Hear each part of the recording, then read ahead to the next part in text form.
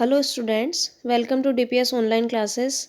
I am Karishma Kamar, and today's our topic is the need of a parliament. This is chapter number 3 of civics, and this chapter is divided into 7 modules. Today we are going to complete module number 1, and in last video we did some introductory part of this video in which we read about what is parliament and who is the head of the parliament, and of which it is composed, like it is composed of three it is composed of 3 organs like president, Rajya Sabha and Lok Sabha. Now, why should people decide? लोग क्यों decide करेंगे कि देश कैसे run करना है? Okay, सो इसके लिए लोग क्योंकि रिप्रेजेंटेटिव्स चुनेंगे, तो उन रिप्रेजेंटेटिव्स को अपने आइडियाज़, हमारे आइडियाज़ रखने के लिए एक प्लेसमेंट चाहिए, that is parliament. Okay, so parliament जो ऑफ इंडिया जो है, लास्ट वीडियो में बता चुकी हूँ मैं कि ये एक लॉ मेकिंग बॉडी है. ये दिल्ली में है, न्यू दिल्ली में है, and it is a law making institution. We can say it is a law making body. It is supreme legislature. Okay, it is a supreme legislature body. And you know what is the work of legislature? The work of legislature is to making laws, and executive implement these laws. Okay, so जितने भी laws होते हैं वो सब बनते कहाँ से हैं? पार्लियामेंट से बनते हैं. ये पार्लियामेंट है, भारत का संसद भवन है, और यहाँ से बनते हैं लॉज. अब इसको पढ़ने के लिए बेटा हम थोड़ा सा हिस्ट्री में जाते हैं. पार्लियामेंट क्या है? प्रेजेंट टाइम में जो पार्लियामेंट है वो क्या है, इसके क्या फंक्शनिंग है, पूरा जो है अगर हम पढ़ना चाहते हैं तो सब पहले हम क्या थोड़ा सा पास्ट में जाते हैं, थोड़ी सी हम इसकी हिस्ट्री पढ़ते हैं. ठीक है, तो हमें पता है बेटा कि जो हमारा इंडिया है वो कब इंडिपेंडेंट हुआ था. हमारा इंडिया ब्रिटिशियंस, क्योंकि हमारे इंडिया के ऊपर ब्रिटिश गवर्नमेंट थी, रूल करती थी. Britishians rule over our India. So we become independent on 15 August 1947. Is it clear? कब हम इंडिपेंडेंट कब हुए? 15 अगस्त 1947 को जो है हम इंडिपेंडेंट हुए थे. ठीक है, इस दिन हमें आज़ादी मिली. आप सबको पता है हम 15 अगस्त सेलिब्रेट भी करते हैं एज अ इंडिपेंडेंस डे. तो हम फ्री कब हुए, हमें फ्रीडम कब मिली थी? 15 अगस्त 1947 को. और ये फ्रीडम ऐसे ही नहीं मिली थी, बहुत स्ट्रगल करना पड़ा था. बहुत स्ट्रगल करने के बाद हमें ये जो है फ्रीडम मिली थी 15 अगस्त 1947 को. ठीक है, बहुत लोगों ने अपनी पूरी लाइफ लगा दी. अलग अलग डिफरेंट बैकग्राउंड के जो लोग थे उन्होंने ये जो स्ट्रगल था ब्रिटिश के अगेंस्ट, ब्रिटिशियंस के अगेंस्ट, उसको ज्वाइन किया था. और हम चाहते क्या थे? हम इक्वालिटी, फ्रीडम और participation in decision making process हम चाहते थे. इट मीन्स कि हमें जो है इंक्लूड किया जाए, हमें इंक्लूड करें. जो भी बजट आ रहे हैं तो उनमें हमें हमारे रिप्रेजेंटेटिव्स को चुना जाए, हमारे इलेक्टेड मेंबर्स को चुना जाए, ताकि वो क्वेश्चन भी पूछ सके, ताकि वो क्वेश्चन आस्क कर सके एंड बजट पे डिस्कस कर सकें. सो फॉर दिस जो है हम लोग क्या चाहते थे कि हमारा डिसीजन मेकिंग प्रोसेस में पार्टिसिपेशन हो. Is it clear? ये हमारी डिमांड थी. ठीक है, बट हम लोग क्या है, हमारे लिए, क्योंकि हमारे ऊपर जो है ब्रिटिशियंस गवर्न करते थे, हमारे उस टाइम इंडिया के अंदर ब्रिटिश गवर्नमेंट थी, तो वही हमारे लिए rule, policies, law and order सब वही करते थे हमारे लिए. ठीक है, अब हम चाहते हैं कि हमारा पार्टिसिपेशन हो. ये चाहते तो हैं लेकिन क्रिटिसाइज़ नहीं कर सकते, हम बोल नहीं सकते. जो भी ब्रिटिश गवर्नमेंट्स हमारे लिए पॉलिसीज़ लेके आ रही है, हमारे लिए लॉज बना रही है, जो कुछ भी हमारे लिए कर रही है, we are not satisfied to them. It means हम उन सब चीज़ों से जो है सेटिस्फाइड नहीं थे. उनके डिसीजंस से वी आर नॉट सेटिस्फाइड. जो भी डिसीजंस वो लेते थे हम उससे सेटिस्फाइड नहीं थे, बट हम क्रिटिसाइज़ करने से भी डरते थे. ठीक है, क्रिटिसाइज़ करने से भी डर रहे हैं ब्रिटिश गवर्नमेंट का. क्यों डर रहे हैं? क्योंकि उसका भुगतान हमें ही करना पड़ता था. वो हमारे साथ जो है कुछ ऐसा कर जाते थे जो कि इट मीन्स हमारे साथ बहुत ही घटिया किस्म का बिहेव करते थे, हमें जो है सताते थे. तो उस वजह से हम जो है क्रिटिसाइज़ भी नहीं कर सकते. फिर जैसे जैसे नेशनल मूवमेंट्स हुए, नेशनल मूवमेंट्स होने के साथ साथ कंडीशंस थोड़ी सही हुई. ठीक है, नेशनल मूवमेंट हुए तो उसमें एक पूरी पब्लिक इकट्ठी हो रही है. अब हम जो है पर्सनल लेवल पे ये सब नहीं कर सकते थे। जैसे आपने कहानी सुनी होगी काली बाई की। जो काली बाई थी एक 11-12 साल की बच्ची थी, है ना? तो काली बाई पढ़ती थी, भील बालिका थी वो, भील गर्ल थी, और उन्होंने उनके गुरु को जो है ब्रिटिशर्स ने रस्सी से बांध के जीप जीप से और उनको घसीटा था। तो उन्होंने एक जो सिक्कल होता है, जो हंसिया क्या बोलते हैं, उससे रस्सी को काट दिया था। फिर अगेन उन्होंने वापस बांधा उनको, उसने दोबारा काट दिया। तो एंड में क्या हुआ, ब्रिटिशर्स को गुस्सा आया, ब्रिटिशर्स ने काली बाई को उनके गुरु की जगह बांध दिया, और जिसकी वजह से गाड़ी से घसीटने की वजह से वो जो भील बालिका थी काली बाई, उनकी डेथ भी हो गई थी, है ना? तो कहने का मतलब है कि हम जो है यहाँ उन लोगों के खिलाफ क्रिटिसाइज़ नहीं कर सकते थे पर्सनल लेवल पे। लेकिन जब नेशनल मूवमेंट्स हुए, क्योंकि नेशनल मूवमेंट्स एक बड़े लेवल पे होते हैं, उनमें एक बहुत नंबर ऑफ पीपल जो है उसमें पार्टिसिपेट करते हैं, तो यहाँ से थोड़ी सी सिचुएशंस चेंज हुई। ठीक है, जो नेशनलिस्ट थे उन्होंने अपने डिमांड रखना स्टार्ट कर दिया, अपने डिमांड बनाने लगे। नेशनलिस्ट जो लोगों से क्या, ब्रिटिश गवर्नमेंट से अपनी डिमांड मनवाने लगे, डिमांड उनके सामने रखने लगे, क्योंकि अब वो मूवमेंट करने लगे थे, वो स्ट्राइक्स करने लगे थे। फिर हुआ क्या, 1885 में जो इंडियन नेशनल कांग्रेस है, उस टाइम इंडियन नेशनल कांग्रेस थी, तो ये जो कांग्रेस जो है इसके जो जड़ें हैं ना, रूट्स, वो बहुत पीछे से हैं, बहुत ज़्यादा पीछे से। तो 1885 के आसपास जो इंडियन नेशनल कांग्रेस है, इन्होंने डिमांड रखी, किस चीज़ की डिमांड रखी इन्होंने, लेजिस्लेचर बॉडी की।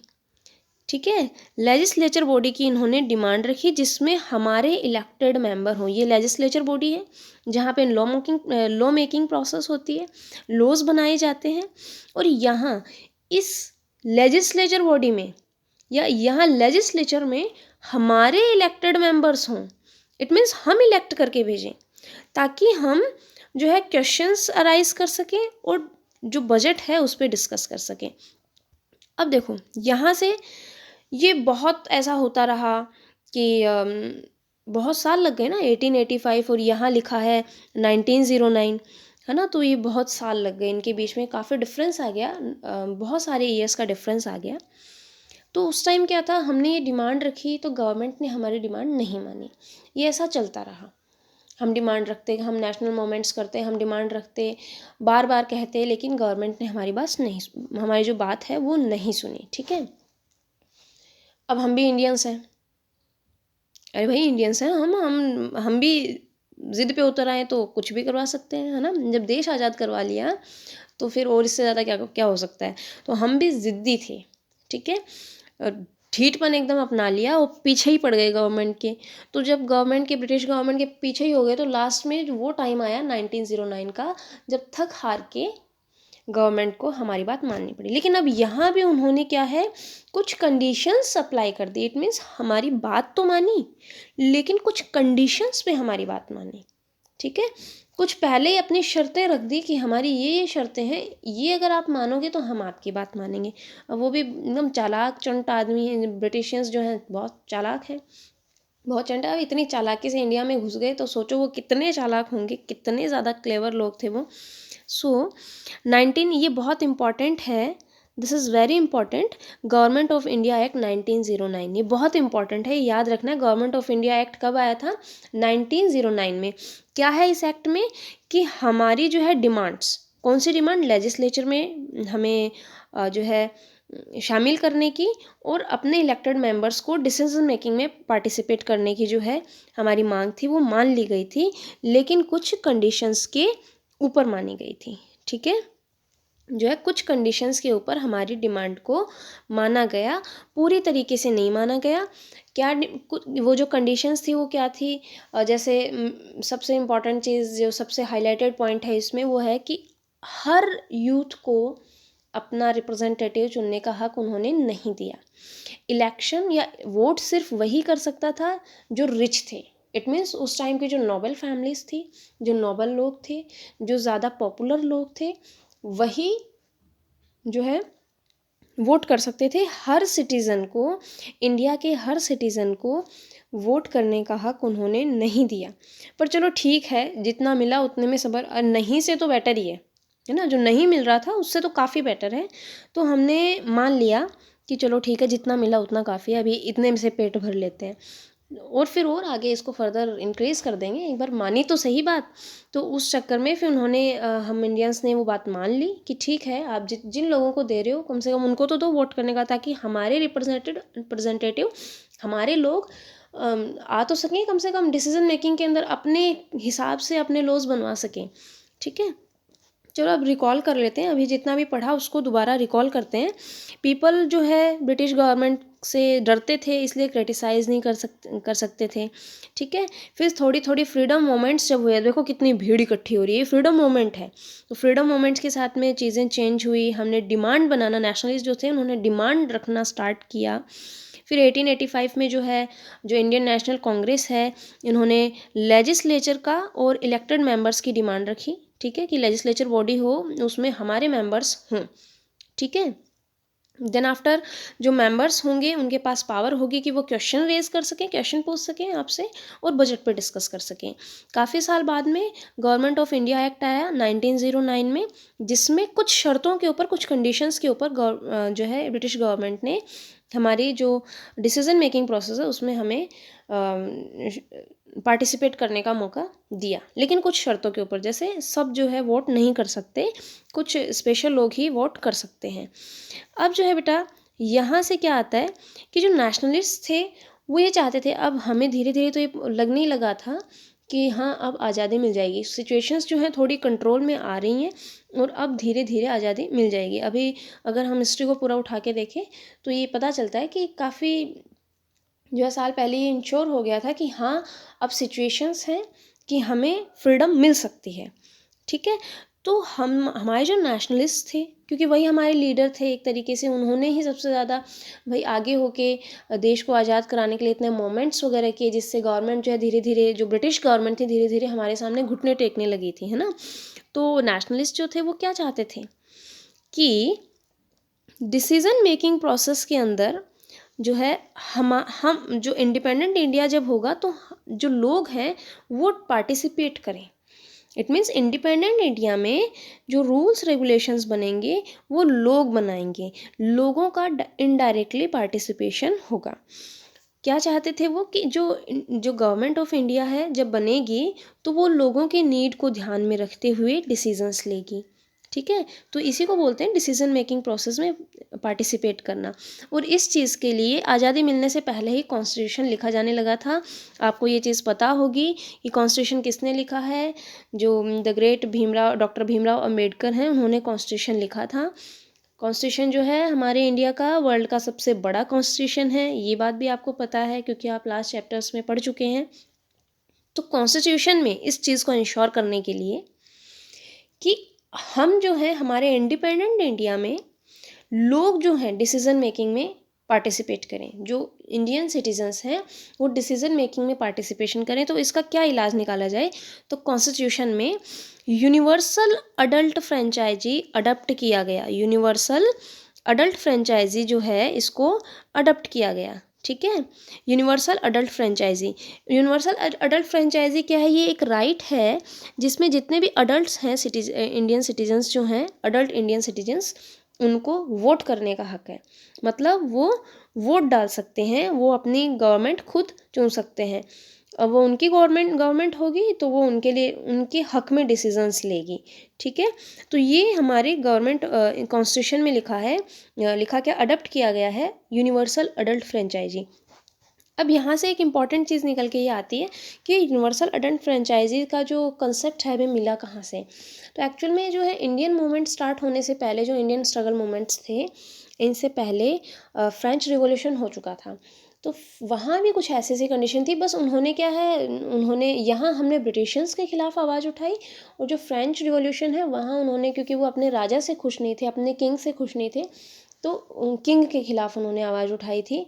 और जो भी सिस्टम था, क्योंकि वहाँ पे 3 क्लासेस होती थी, नोबल क्लासेस, नोबल 3 तरह की क्लास थी, तो जो एकदम लोअर जो थर्ड क्लास जो थी, वो लोग जो है बहुत ज़्यादा उनके साथ में गलत बिहेव होता था, तो उसी से छुटकारा पाने के लिए या उन्हीं सब चीज़ों को इक्वालिटी में लाने के लिए ये यूनिवर्सल एडल्ट फ्रेंचाइजी को उन लोगों ने भी पहले अडॉप्ट किया था। वहीं से ये कुछ जो कंसेप्ट्स हैं इंडियन मूवमेंट में वो वहीं से निकल के आते हैं, वहीं से लिए थे हमने।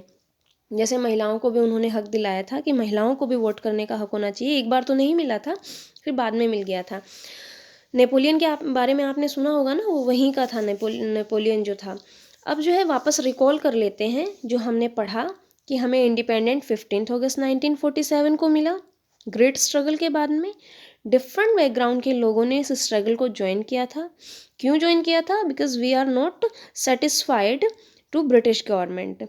हमें क्या चाहिए थी? ब्रिटिशियंस से हमें जो है आज़ादी चाहिए थी, इक्वालिटी चाहिए थी, डिसीजन मेकिंग में पार्टिसिपेशन चाहिए था, जिसके लिए लेजिस्लेचर बॉडी की डिमांड रखी गई जिसमें हमारे इलेक्टेड मेंबर्स हों।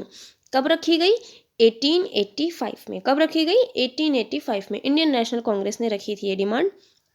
ये जो मेंबर्स होंगे जो हम चुन के भेजेंगे, हम इलेक्ट करके भेजेंगे, इनके पास पावर होगी क्वेश्चन पूछने की, और जिसके लिए गवर्नमेंट ऑफ इंडिया एक्ट आया 1909। ये बहुत इंपॉर्टेंट है। इस एक्ट में कुछ कंडीशंस पे जो है हमें वो हक दिए गए।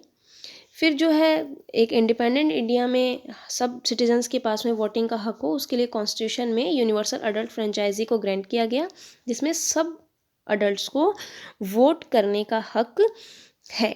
ठीक है, ये अभी तक हमने पूरे चैप्टर में पढ़ा। तो अब रिवीजन कर लेते हैं। India got freedom from British rule on 15 August 1947। People from all background participated in this struggle. अलग अलग बैकग्राउंड के लोगों ने पार्टिसिपेट किया। पहले तो क्या थे, हर लोगों को पार्टिसिपेशन डिसीजन मेकिंग में पार्टिसिपेट करने का जो है अलाउ नहीं किया गया था। तो 1885 में जो है नेशनलिस्ट जो है उन्होंने डिमांड रखी लेजिस्लेचर की, जिसमें इलेक्टेड मेंबर्स हों। ठीक है, जो कुछ मेंबर्स पे, ताकि वो जो मेंबर्स हैं वो क्या कर सकें, जो पावर है उसमें क्वेश्चन रेज कर सकें और बजट पे डिस्कस कर सकें। फिर आया government of India act 1909। Government of India act 1909 में क्या है, ये हमारी बात मान ली गई, लेकिन कुछ कंडीशंस के ऊपर हमारी बातों को माना गया। ठीक है, then after come to the next point. It was only after 15 अगस्त 1947 जो कॉन्स्टिट्यूशन लिखा गया, कॉन्स्टिट्यूशन में ड्राफ्ट किया गया यूनिवर्सल अडल्ट फ्रेंचाइजी को। कब? जब हमारा देश आज़ाद हो गया था, हमें इंडिपेंडेंट, हमें फ्रीडम मिल गई थी 15 अगस्त 1947 को। तब कॉन्स्टिट्यूशन ने ये चीज़ ड्राफ्ट की, universal adult franchise. Universal adult franchise क्या करता है, जितने भी इंडियंस, जितने भी अडल्ट सिटीजन्स हैं इंडिया के, उनको राइट टू वोट, मतलब वोट देने का हक, ताकि वो अपना पसंद का लीडर, अपनी पसंद का रिप्रेजेंटेटिव इलेक्ट कर सकें। ठीक है, तो इसका हक देता है यूनिवर्सल अडल्ट फ्रेंचाइजी। ये याद रखना है कि यूनिवर्सल अडल्ट फ्रेंचाइजी, और ये कहाँ ड्राफ्टेड है, ये कॉन्स्टिट्यूशन में है। और कब लागू किया गया? 15 अगस्त 1947 को। ठीक है, यहाँ से क्वेश्चंस आते हैं। तो किस राइट के थ्रू हमें जो इंडियंस हैं उनको वोट करने का हक है, तो वो यूनिवर्सल अडल्ट फ्रेंचाइजी आएगा उसमें। ठीक है, तो ये था हमारा मॉड्यूल नंबर 1 इन ये कि कैसे थोड़ी हिस्ट्री है पार्लियामेंट की, या फिर कैसे हमें वोट करने का हक मिला। ये भी जो यूनिवर्सल, ये जो राइट, वोट टू राइट है, ये भी काफ़ी डिबेटेबल रहा, क्योंकि बहुत से चेंजेस आए थे। बट अभी हमें यहाँ पर इतना पढ़ना है कि हमें यूनिवर्सल अडल्ट फ्रेंचाइजी के थ्रू वोट करने का हक मिल गया था। ठीक है, सो ये जो पॉइंट्स हैं इनको नोट डाउन कर लीजिएगा आप, इम्पॉर्टेंट पॉइंट्स हैं, और नोटबुक के अंदर आप इन सबको लिख लीजिएगा। And thank you, have a nice day.